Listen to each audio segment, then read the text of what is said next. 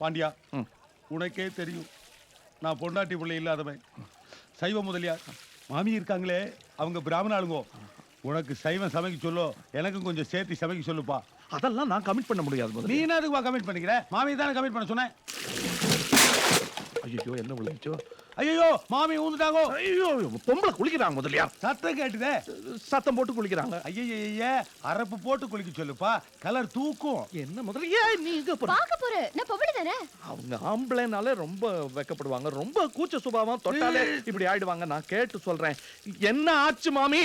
ஒண்ணும் இல்ல, பாத்திரம் விழுந்தது. பாத்திரம் விழுந்துதான் முதலியார், வேற ஒண்ணும் இல்லையே. வேற ஏதாவது விழுந்தா சொல்றேன். சொல்றாங்களா முதலியார்? நான் என் மேட்ரு சொல்லிட்டு போயிடப்பா. முதலியார் தத்துவியா நீ? ஐயோ, என்ன முதலியார் நீங்க பச்சை புள்ள மாதிரி, உங்களுக்கு என்ன வேணும் சொல்லுங்க. வயித்துல அடிக்கிறியாவா?